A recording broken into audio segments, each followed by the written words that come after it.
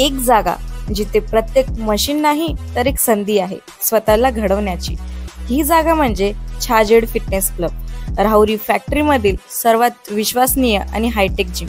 महिलांसाठी स्वतंत्र batches and trainers, 100% safe and positive environment, AC सह पूर्ण सुविधा असलेली gym, hitech equipments, full body workout साठी योग्य। तर यायचं कुठे आहे? Chhajed fitness club, Tarabad road, Rahuri factory. आवाज जनतेचा, लढा सर्वसामान्य जनतेच्या न्याय व हक्कांसाठी। बहुचर्चित आढळगाव ते जामखेड या राष्ट्रीय महामार्गाचं काम आणि त्यावरील चर्चा थांबण्याचं नाव घेत नाही। सध्या हे काम आढळगाव गावठाण परिसरात सुरू असून रस्त्याच्या एका बाजूचं काँक्रिटीकरण पूर्ण झालेलं असताना दुसऱ्या बाजूचं काम चालू आहे। मात्र या सुरू असलेल्या कामावर ग्रामस्थांमध्ये तीव्र नाराजी व्यक्त होतीये। नुकत्याच झालेल्या रस्त्यावर ठिकठिकाणी चिरा पडल्याचं चित्र पाहायला मिळत आहे। रस्त्याचं काम अत्यंत निकृष्ट दर्जाचं झाल्याचा आरोप सामाजिक कार्यकर्ते सुभान तांबोळे यांनी केला।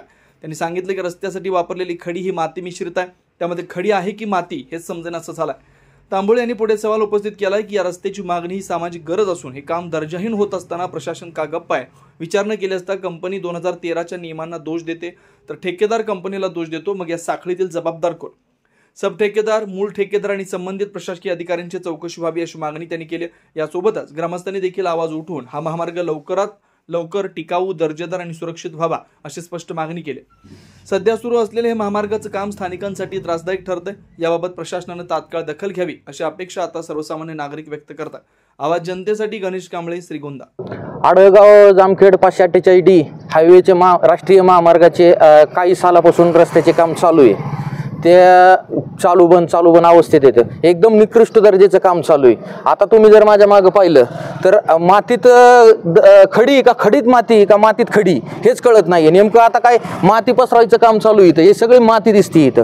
एकदम निकृष्ट दर्जाचं काम आहे। ह्याच्यामध्ये माझ्या मते सगळ्यांची मिलीभगत आहे, ठेकेदाराची असन, कॉन्ट्रॅक्टरची असन, सब कॉन्ट्रॅक्टरची असन, गायके साहेबांची असन, शेवाळे साहेबांची असन। मला एक प्रश्न पडतो, एवढे आंदोलन, एवढे उपोषण झाले, माननीय खासदार साहेबांनी स्वतः दखल घेतली, त्यांच्या स्टाईलनी एकदा ठेकेदाराला आणि अधिकाऱ्याला समजून पण सांगितलं, तरी पण जे रडगाणं आहे माग ते चालूच आहे आतापर्यंत। म्हणजे रस्त्याचं काम एवढं निकृष्ट चालू आहे, ते कोण लक्ष द्यायला तयार नाही। साहेबांनी काय चिरीमिरी घेतली, गायके साहेबांनी घेतली का कोणच्या हे आपले दुसरे कोणते साहेब आता शेवाळे साहेबांनी घेतली, हे अजूनपर्यंत काही समजले नाही। कारण की त्यांना फोन केला तर ते म्हणते ठेकेदार ऐकत नाहीत। आता ठेकेदार यांच्या मर्जीतले आहेत का साहेब ठेकेदाराकडे काम, सरकार आपलं ठेकेदार कामाला आहे का ठेकेदार सरकारचं काम करतोय? हे सगळ्यात महत्त्वाचा प्रश्न पडलाय।